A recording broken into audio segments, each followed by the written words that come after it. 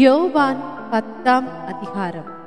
மெய்யாகவே மெய்யாகவே நான் உங்களுக்கு சொல்லுகிறேன், ஆட்டுத் தொழுவத்துக்குள் வாசல் வழியாய் பிரவேசியாமல் வேறு வழியாய் ஏறுகிறவன் கள்ளனும் கொள்ளைக்காரனுமாய் இருக்கிறான்.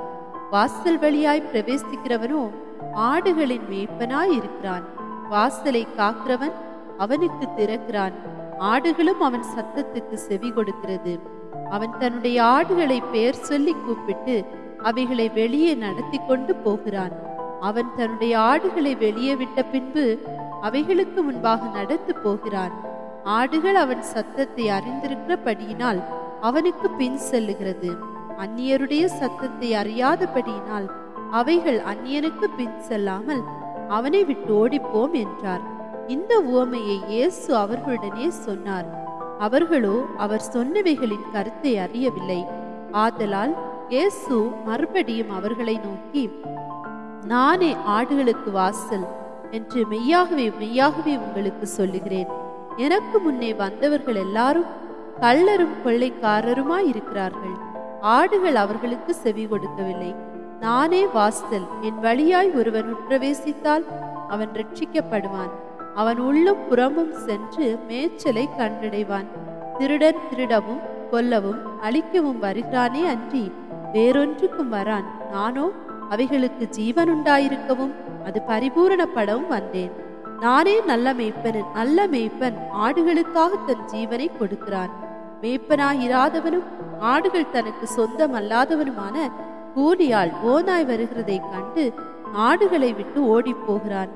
அப்பொழுது ஓநாய் ஆடுகளை மீறி அவைகளை சிதறடிக்கும்.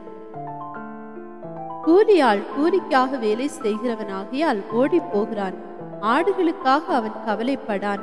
நானே நல்ல மேய்ப்பன். பிதா என்னை அறிந்திருக்கிறது போலவும் நான் பிதாவை அறிந்திருக்கிறது போலவும் நான் என்னுடையவைகளை அறிந்தும் என்னுடையவைகளால் அறியப்பட்டும் இருக்கிறேன். ஆடுகளுக்காக என் ஜீவனையும் கொடுக்கிறேன். இந்த தொழுவத்தில் உள்ளவைகளை அல்லாமல் வேறே ஆடுகளும் எனக்குண்டு. அவைகளையும் நான் கொண்டு வர வேண்டும். அவைகள் என் சத்தத்துக்கு செவி கொடுக்கும். அப்பொழுது ஒரே மந்தையும் ஒரே மேய்ப்பனும் ஆகும். நான் என் ஜீவனை மறுபடியும் அடைந்து கொள்ளும்படிக்கு அதை கொடுக்கிறபடியினால் பிதா என்னில் அன்பாயிருக்கிறார். ஒருவனும் அதை என்னிடத்திலிருந்து எடுத்துக்கொள்ள மாட்டான். நானே அதை கொடுக்கிறேன். அதை கொடுக்கவும் எனக்கு அதிகாரம் உண்டு.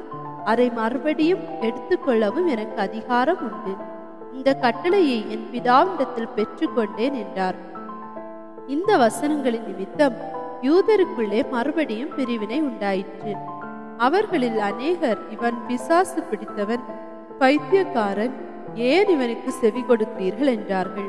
வேறே சிலர், இவைகள் பிசாசு பிடித்தவனுடைய வசனங்கள் அல்லவே, குருடருடைய கண்களை பிசாசு திறக்க கூடுமா என்றார்கள். பின்பு எருசலேமிலே தேவாலய பிரதிஷ்டை பண்டிகை வந்தது. மாரிக்காலவுமாய் இருந்தது. இயேசு தேவாலயத்தில் சாலமோனுடைய மண்டபத்திலே உலாவிக் கொண்டிருந்தார். அப்பொழுது யூதர்கள் அவரை சூழ்ந்து கொண்டு, எதுவரைக்கும் எங்கள் ஆத்துமாவுக்கு சந்தேகம் உண்டாக்குகிறீர்? நீர் கிறிஸ்துவானால் எங்களுக்கு தெளிவாய் சொல்லும் என்றார்கள். இயேசு அவர்களுக்கு பிரதியுத்தரமாக, அதை உங்களுக்கு சொன்னேன், நீங்கள் விசுவாசிக்கவில்லை. என் பிதாவின் நாமத்தினாலே நான் செய்கிற கிரியைகளையே என்னை குறித்து சாட்சி கொடுக்கிறது. ஆனாலும் நான் உங்களுக்கு சொன்னபடியே நீங்கள் என் மந்தையின் ஆடுகளாயிராதபடியினால் விசுவாசியாமல் இருக்கிறீர்கள். என் ஆடுகளின் சத்தத்திற்கு செவி கொடுக்கிறது. நான் அவைகளை அறிந்திருக்கிறேன். அவைகள் எனக்கு பின் செல்லுகிறது. நான் அவைகளுக்கு நித்திய ஜீவனை கொடுக்கிறேன். அவைகள் ஒரு காலம் கெட்டு போவதில்லை. ஒருவனும் அவைகளை என் கையிலிருந்து பறித்து கொள்வதும் இல்லை. அவைகளை எனக்கு தந்த என் பிதா எல்லாரிலும் பெரியவராயிருக்கிறார். அவைகளை என் பிதாவின் கையிலிருந்து பறித்து கொள்ள ஒருவனாலும் கூடாது. நானும் பிதாவும் ஒன்றாயிருக்கிறோம் என்றார். அப்பொழுது யூதர்கள் மறுபடியும் அவர் மேல் கல்லெறியும்படி கல்லுகளை எடுத்து கொண்டார்கள். இயேசு அவர்களை நோக்கி, நான் என் பிதாவினாலே அநேக நற்கிரியைகளை உங்களுக்கு காண்பித்தேன். அவைகளில் எந்த கிரியை நிமித்தம் என்மேல் கல்லெறிகிறீர்கள் என்றார். யூதர்கள் அவருக்கு பிரதியுத்தரமாக, நற்கிரியையின் நிமித்தம் நாங்கள் உன்மேல் கல்லெறிகிறதில்லை. நீ மனுஷனாய் இருக்க உன்னை தேவன் என்று சொல்லி இவ்விதமாக தேவதூஷணம் சொல்லுகிறபடியினால் உன்மேல் கல்லறிகிறோம் என்றார்கள். இயேசு அவர்களுக்கு பிரதியுத்தரமாக, தேவர்களாயிருக்கிறீர்கள் என்று நான் சொன்னேன் என்பதாய் உங்கள் வேதத்தில் எழுதியிருக்கவில்லையா? தேவ வசனத்தை பெற்று கொண்டவர்களை தேவர்கள் என்று அவர் சொல்லியிருக்க, வேத வாக்கியமும் தவறாததாய் இருக்க, பிதாவினால் பரிசுத்தமாக்கப்பட்டும் உலகத்தில் அனுப்பப்பட்டும் இருக்கிற நான் என்னை தேவனுடைய குமாரன் என்று சொன்னதினாலே தேவதூஷணம் சொன்னாய் என்று நீங்கள் சொல்லலாமா? என் பிதாவின் கிரியைகளை நான் செய்யாதிருந்தால் நீங்கள் என்னை விசுவாசிக்க வேண்டியதில்லை. செய்தேனே ஆனால் நீங்கள் என்னை விசுவாசியாதிருந்தாலும் பிதா என்னிலும் நான் அவரிலும் இருக்கிறதை நீங்கள் அறிந்து விசுவாசிக்கும்படி அந்த கிரியைகளை விசுவாசியுங்கள் என்றார்.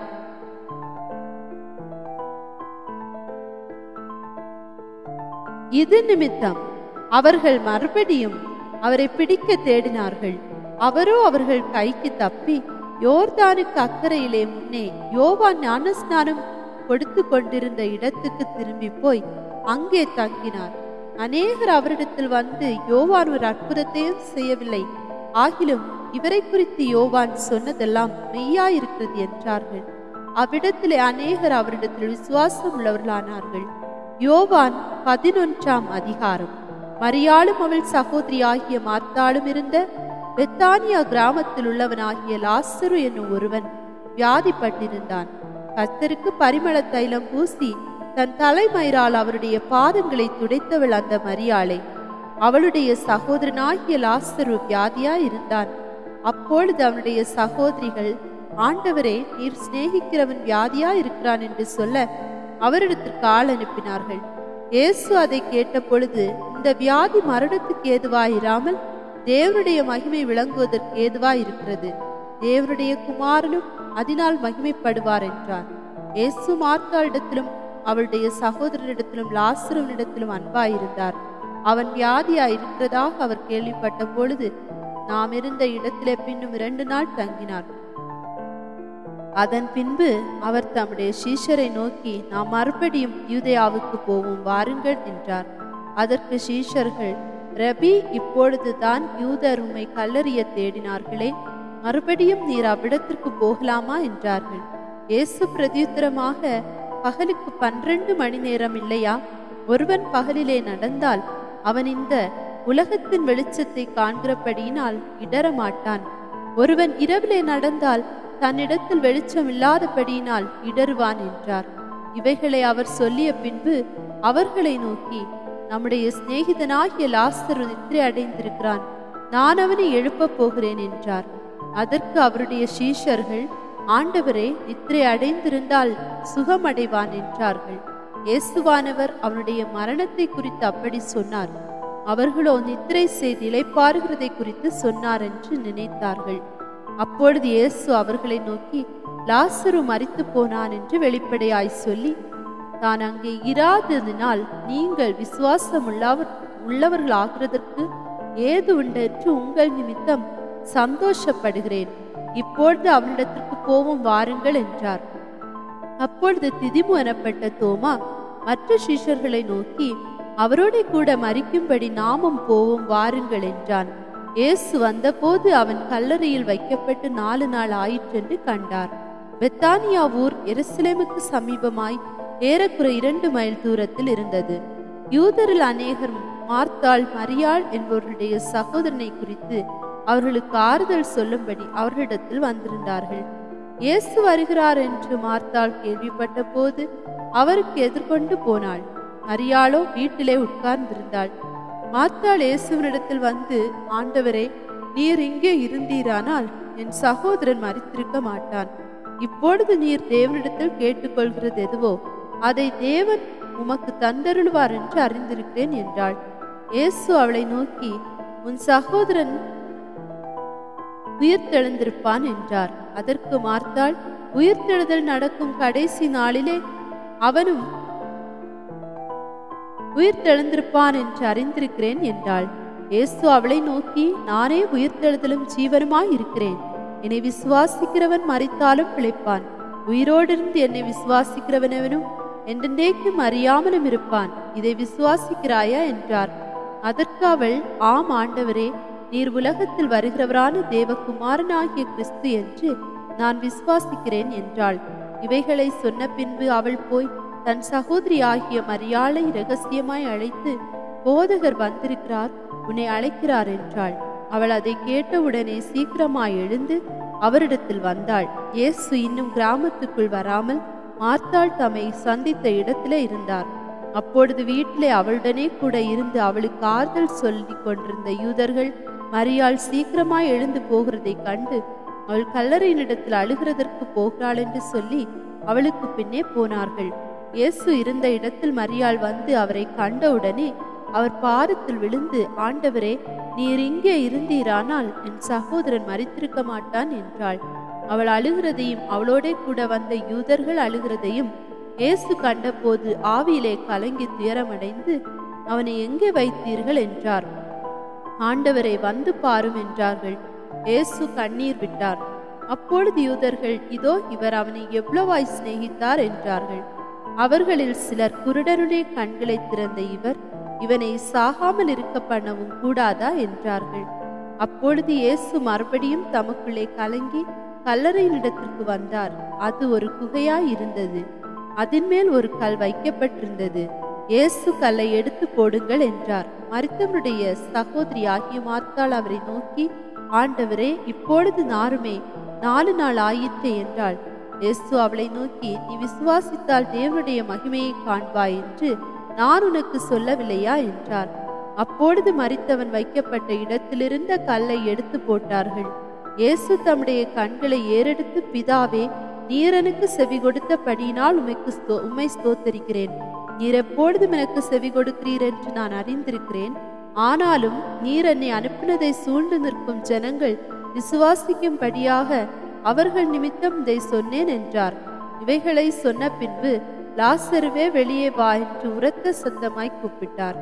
அப்பொழுது மரித்தவன் வெளியே வந்தான். அவன் கால்களும் கைகளும் பிரேத சீலைகளினால் கட்டப்பட்டிருந்தது. அவன் முகமும் சீலையால் சுற்றப்பட்டிருந்தது. இயேசு அவர்களை நோக்கி, இவனை கட்டவிழ்த்து விடுங்கள் என்றார்.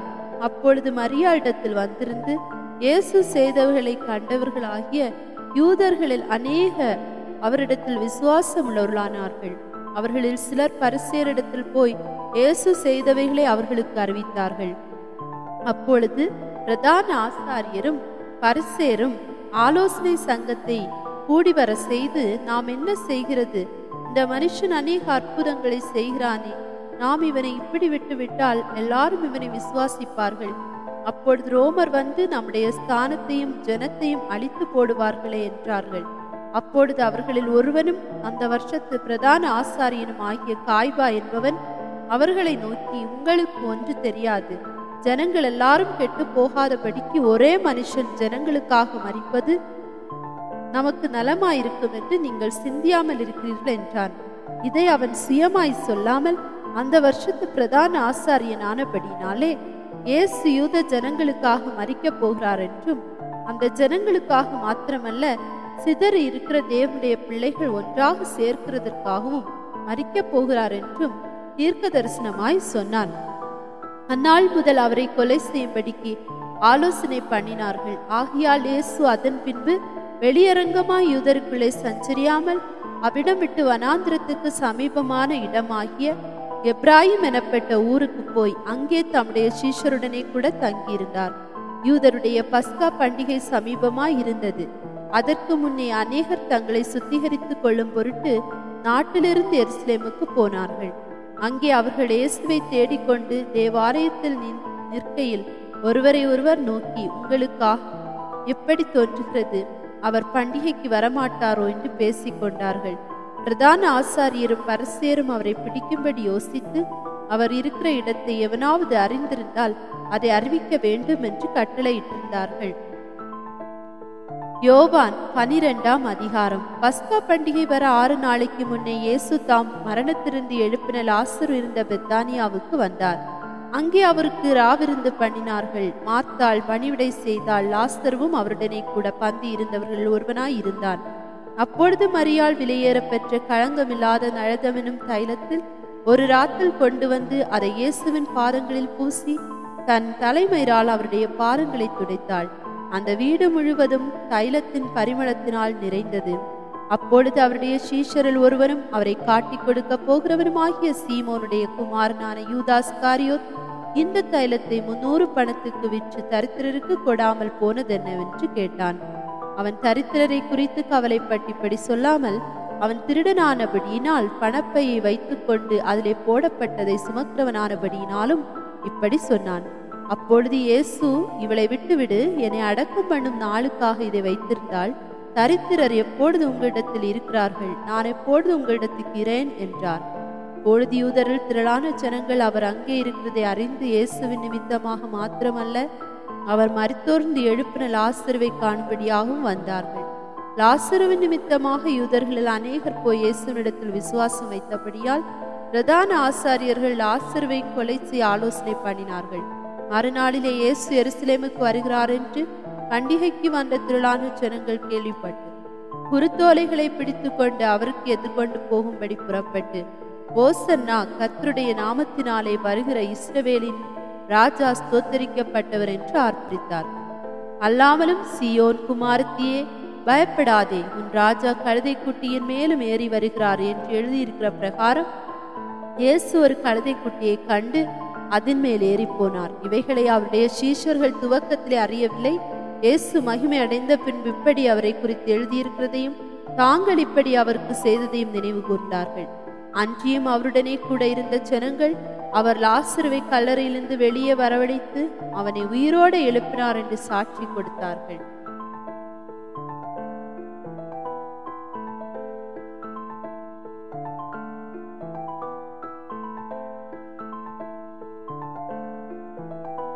அப்படிப்பட்ட அற்புதத்தை அவர் செய்தார் என்று ஜனங்கள் கேள்விப்பட்டதினால் அவர்கள் அவருக்கு எதிர்கொண்டு போனார்கள். அப்பொழுது பரிசேயர் ஒருவரை ஒருவர் நோக்கி, நீங்கள் செய்கிறதெல்லாம் வீணென்று அறிகிறதில்லையா? இதோ உலகமே அவனுக்கு பின் சென்று போயிற்று என்றார்கள். பண்டிகையில் ஆராதனை செய்ய வந்தவர்களில் சிலர் கிரேக்கர் இருந்தார்கள். அவர்கள் கலிலேயா நாட்டு பெத்சாய்தா ஊரானாகிய பிலிப்புனிடத்தில் வந்து, ஐயா, இயேசுவை காண விரும்புகிறோம் என்று அவனை கேட்டுக்கொண்டார்கள். பிலிப்பு வந்து அதை அந்திரேயாவுக்கு அறிவித்தான். பின்பு அந்திரேயாவும் பிலிப்பும் அதை இயேசுவுக்கு அறிவித்தார்கள். அப்பொழுது இயேசு அவர்களை நோக்கி, மனுஷகுமாரன் மகிமைப்படும்படியான வேளை வந்தது. மெய்யாகவே மெய்யாகவே நான் உங்களுக்கு சொல்லுகிறேன், கோதுமை மணியானது நிலத்தில் விழுந்து சாகாவிட்டால் தனித்திருக்கும், செத்ததை ஆகில் மிகுந்த பலனை கொடுக்கும். தன் ஜீவனை சிநேகிக்கிறவன் அதை இழந்து போவான். இந்த உலகத்தில் தன் ஜீவனை வெறுக்கிறவனோ அதை நித்திய ஜீவ காலமாய் காத்துக் கொள்வான். ஒருவன் எனக்கு ஊழியம் செய்கிறவனானால் என்னை பின்பற்ற கடவன். நான் எங்கே இருக்கிறேனோ அங்கே என் ஊழியக்காரனும் இருப்பான். ஒருவன் எனக்கு ஊழியம் செய்தால் அவனை பிதாவானவர் கனம் பண்ணுவார். இப்பொழுது என் ஆத்துமா கலங்குகிறது. நான் என்ன சொல்லுவேன்? பிதாவே, இந்த வேலை நின்று என்னை இரட்சியும் என்று சொல்வேனோ? ஆகிலும் இதற்காகவே இந்த வேலைக்குள் வந்தேன். பிதாவே, உமது நாமத்தை மகிமைப்படுத்தும் என்றார். அப்பொழுது மகிமைப்படுத்தினேன், இன்னமும் மகிமைப்படுத்துவேன் என்கிற சத்தம் வானத்திலிருந்து உண்டாயிற்று. அங்கே நின்று கொண்டிருந்த அதை கேட்ட ஜனங்கள் இடி முழக்கம் உண்டாயிற்று என்றார்கள். வேறு சிலர், தேவதூதன் அவருடனே பேசினான் என்றார்கள். இயேசு அவர்களை நோக்கி, இந்த சத்தம் என் நிமித்தம் உண்டாகாமல் உங்கள் நிமித்தமே உண்டாயிற்று. இப்பொழுதோ இந்த உலகத்துக்கு நியாய தீர்ப்பு உண்டாகிறது. இப்பொழுதே இந்த உலகத்தின் அதிபதி புறம்பாக தள்ளப்படுவான். நான் பூமியிலிருந்து உயர்த்தப்பட்டிருக்கும் போது எல்லாரையும் என்னிடத்தில் இழுத்து கொள்ளுவேன் என்றார். நாம் இன்னவிதமான மரணமாய் மரிக்கப் போகிறார் என்பதை குறிக்கும்படி இப்படி சொன்னார். ஜனங்கள் அவரை நோக்கி, கிறிஸ்து என்னென்றைக்கும் இருக்கிறார் என்று வேதத்தில் சொல்லியதை நாங்கள் கேட்டிருக்கிறோம். அப்படி இருக்க மனுஷகுமாரன் உயர்த்தப்பட வேண்டியதென்று எப்படி சொல்லுகிறீர்? இந்த மனுஷகுமாரன் யார் என்றார்கள். அதற்கு இயேசு, இன்னும் கொஞ்ச காலம் ஒளி உங்களிடத்தில் இருக்கும். இருளில் நீங்கள் அகப்படாதபடிக்கு ஒளி உங்களோடு இருக்கையில் நடவுங்கள். இருளில் நடக்கிறவன் தான் போகிற இடம் என்னதென்று அறியான். ஒளி உங்களோடு இருக்கையில் நீங்கள் ஒளியின் பிள்ளைகள் ஆகும்படிக்கு ஒளியினிடத்தில் விசுவாசமாயிருங்கள் என்றார். இவைகளை இயேசு சொல்லி அவர்களை விட்டு மறைந்தார். அவர் இத்தனை அற்புதங்களை அவர்களுக்கு முன்பாக செய்திருந்தும் அவர்கள் அவரை விசுவாசிக்கவில்லை. கர்த்தாவே, எங்கள் மூலமாய் கேள்விப்பட்டதை விசுவாசித்தவன் யார்? கர்த்தருடைய புயம் யாருக்கு வெளிப்பட்டது என்று ஏசாயா தீர்க்கதரிசி சொன்ன வசனம் நிறைவேறும்படி இப்படி நடந்தது. ஆகையால் அவர்கள் விசுவாசிக்க மாட்டாமற் போனார்கள். ஏனெனில் ஏசாயா பின்னும் அவர்கள் கண்களினால் காணாமலும் இருதயத்தினால் உணராமலும் குணப்படாமல் இருக்கும்படிக்கும், நான் அவர்களை ஆரோக்கியமாக்காமல் இருக்கும்படிக்கும் அவருடைய கண்களை அவர் குருடாக்கி அவர்கள் இருதயத்தை கடினமாக்கினார் என்றான். ஏசாயா அவருடைய மகிமையைக் கண்டு அவரை குறித்து பேசுகிற போது இவைகளை சொன்னான். ஆகிலும் அதிகாரிகளிலும் அநேகர் அவரிடத்தில் விசுவாசம் வைத்தார்கள். அப்படி இருந்தும் ஜெபாலயத்துக்கு புறம்பாக்கப்படாதபடி பரிசேயர் நிமித்தம் அதை அறிக்கை பண்ணாதிருந்தார்கள். அவர்கள் தேவனால் வருகிற மகிமை மனுஷரால் வருகிற மகிமையை அதிகமாய் விரும்பினார்கள். அப்பொழுது இயேசு சத்தமிட்டு, என்னிடத்தில் விசுவாசமாய் இருக்கிறவன் என்னிடத்தில் அல்ல, என்னை அனுப்பினவரிடத்தில் விசுவாசமாயிருக்கிறான். என்னை காண்கிறவன் என்னை அனுப்பினவரை காண்கிறான். என்னிடத்தில் விசுவாசமாய் இருக்கிறவன் எவனும் இருளில் இராதபடிக்கு நான் உலகத்தில் ஒளியாக வந்தேன். ஒருவன் என் வார்த்தைகளை கேட்டும் விசுவாசியாமற் போனால் அவனை நான் நியாயம் தீர்ப்பதில்லை. நான் உலகத்தை நியாயம் தீர்க்க வராமல் உலகத்தை இரட்சிக்க வந்தேன். என்னை தள்ளி என் வார்த்தைகளை ஏற்றுக்கொள்ளாதவனை நியாயம் தீர்க்கிறதென்றிருக்கிறது. நான் சொன்ன வசனமே அவனை கடைசி நாளில் நியாயம் தீர்க்கும். நான் சுயமாய் பேசவில்லை. நான் பேச வேண்டியது இன்னதென்றும் உபதேசிக்க வேண்டியது இன்னதென்றும் என்னை அனுப்பின பிதாவை எனக்கு கட்டளையிட்டார். அவருடைய கட்டளை நித்திய ஜீவனாயிருக்கிறது என்று அறிவேன். ஆகையால் நான் பேசுகிறவைகளை பிதா எனக்கு சொன்னபடியே பேசுகிறேன் என்றார். யோப்